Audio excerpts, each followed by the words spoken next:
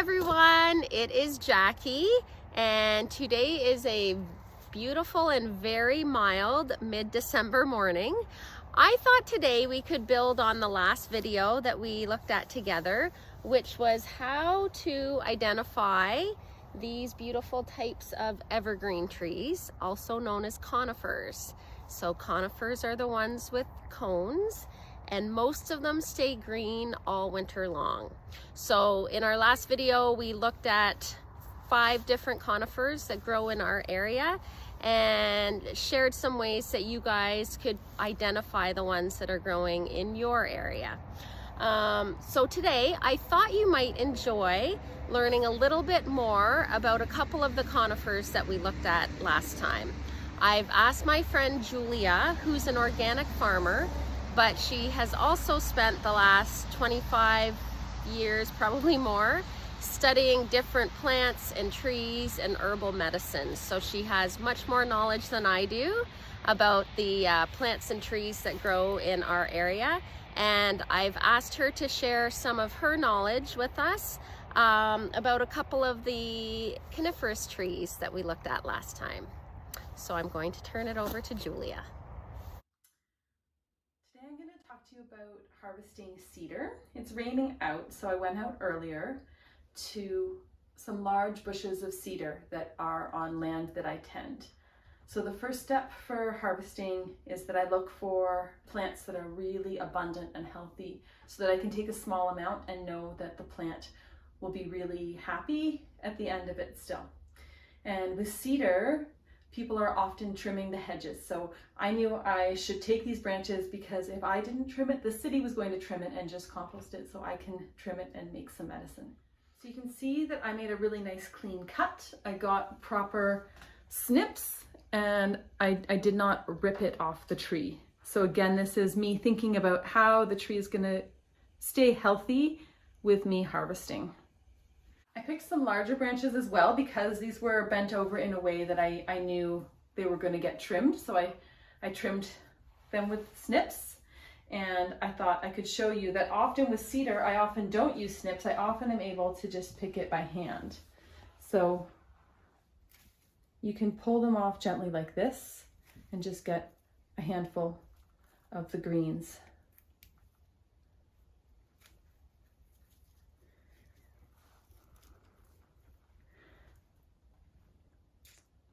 I have freshly harvested this, but another way I harvest especially white cedar in the city is that people are always trimming their hedges. It doesn't feel like the same relationship with the plant, but it still feels like a way of honoring the plant because people have trimmed it and put it in their pile of yard waste. So I will often gather cedar from what other people have already taken from the trees. And I think that the plant is grateful to be treasured and not just treated as garbage. So this is the white cedar called Thuja occidentalis in Latin, and the leaves, they call them having scales, and they're not prickly at all. They're flat and soft, and you can't, I don't think you can mix it up with anything. There are different cultivars around, but they're all safe to use for tea. Basically, all the conifers are safe to use for tea except for one called yew, which does not look anything like cedar. So I will use this cedar to make tea. I will place this small handful of cedar in a jar and pour boiling water over it. And the trick with cedar is that it's really easy to make a tea that's too strong. It's a delicious tea, but you only want to steep it for between 1 to 5 minutes, and really I do between 1 to 3 minutes of letting it sit in the boiling water, and then I pour it out.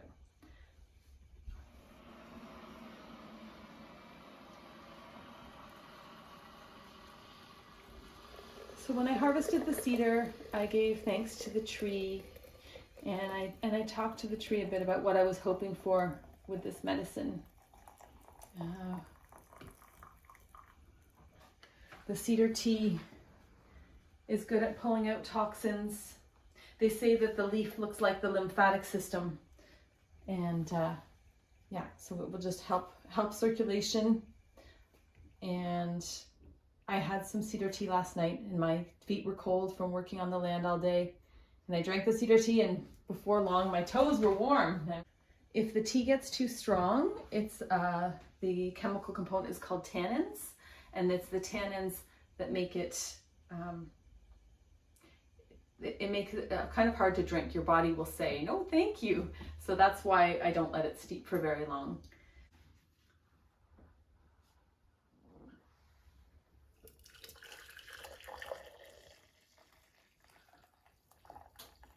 So I'll drink this tea and share it with my family. I'll probably put some maple syrup in it. And when I'm finished making a medicine, when I've used the cedar leaves, I'm gonna take this back out and put it on the earth with gratitude. I have a special tree, kind of my medicine tree, where I put the parts that I've done everything I can with. Another way I like to use cedar tea is I add the tea to my bath, and my method is to make just a strong jar of tea. So I'm going to fill this jar with leaves, pour boiling water over it, and I let it sit for longer, for like 8 hours. If I have time, if I'm planning ahead for my bath. And it's okay to have the sticks in for this one. Here's the boiling water on the really full jar of cedar to make a really nice strong tea for the bath. So when I put this in the bath, I'll bring my strainer and I'll just put in the tea, and then I can put the leaves on the land later on. Now you can smell how wonderful cedar smells. So that means there's essential oils in there, and essential oils are kind of released with heat and they'll evaporate. So I put the lid on to keep those wonderful smells inside. And when you have a bath with cedar tea, your whole family goes, how come it smells so wonderful? So it's a real treat. So another thing I wanted to make today is cedar oil. I learned from this book about some special ways of using cedar oil. The author talks about using cedar when people are struggling with life, to have some cedar oil and to place it on your forehead and to place it on this part of your neck here where she calls the life spot, and to affirm when you put it on in the morning, you affirm that you give thanks for the gift of life and that you unite yourself with the ongoings of the people. So I'm going to make cedar oil. It's not, I don't know if the methods for how to make it were shared in that book. I didn't recall reading them. So I'm just making cedar oil the way I make plant oils, the way I already taught in these videos how to make calendula oil. So I'm pulling the leaves off, and often the teachings are to make it as small as you can, that it's easier for the plant properties to dissolve if you make it small.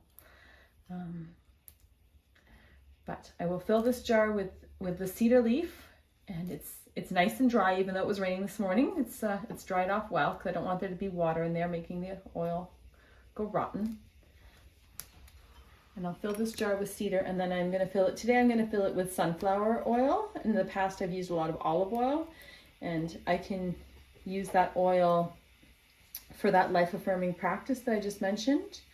And I can use that oil to make a salve like we've made in these videos before. It can be an ingredient there for all of its healing and drawing out toxins and anti-inflammatory properties. And here in my harvesting, I just found somebody's cocoon. So I'm going to put that one back on the earth. So if there's still some eggs, spider eggs, or whoever might be in there, these ones can go back to the land. So our jar is nice and full of cedar now. When I've made homemade medicines, the one mistake I've made is being so excited about homemade medicines that I fill it to the very, very top. But you need headspace for the medicine to be really well covered with, in this case, with the oil, so that it doesn't go bad. So fill it well, but not too well. So I know with making an oil like this, you could do it in the crock pot on the lowest setting and have the heat help. Heat will help the extraction. So I probably will put this in a warm place in my house, and I'll probably let it sit for about 2 weeks. I will I'll put the lid on, and I will I will probably turn it. Shaking medicines often helps, it just helps with the extraction. And then when you spend time with it each day, the medicine honestly turns out so much nicer if you do spend time turning it each day and putting your intentions into the medicine. I'm gonna stop right now and top it up, but yeah, it's just a nice, it's a good practice to spend your time either shaking or turning it, and again, sending out what your hopes are for this medicine.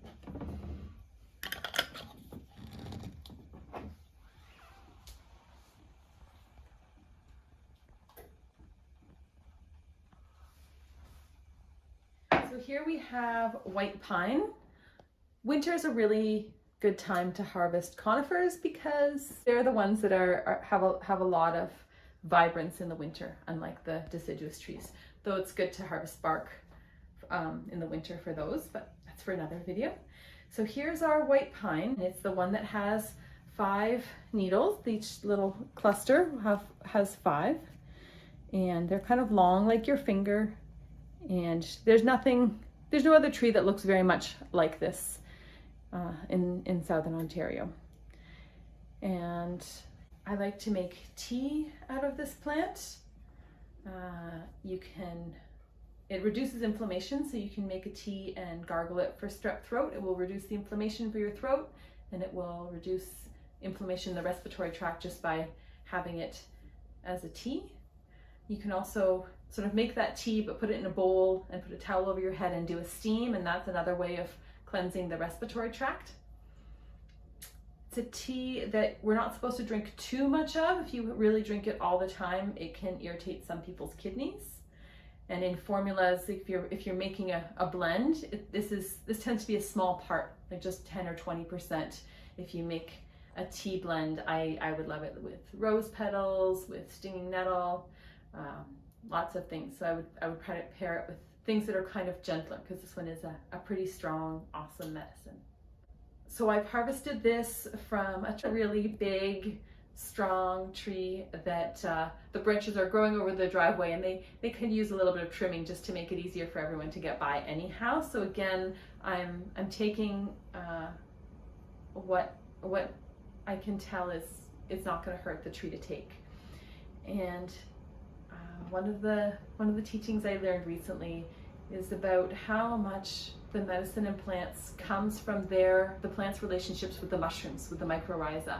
So a mature pine tree is going to have a lot more developed relationships with the mushroom beings underground than a young one, especially a young one that got maybe planted as already a tree, rather than just growing from seed in the wild. Like the strongest medicines, they say, are from the wild medicines.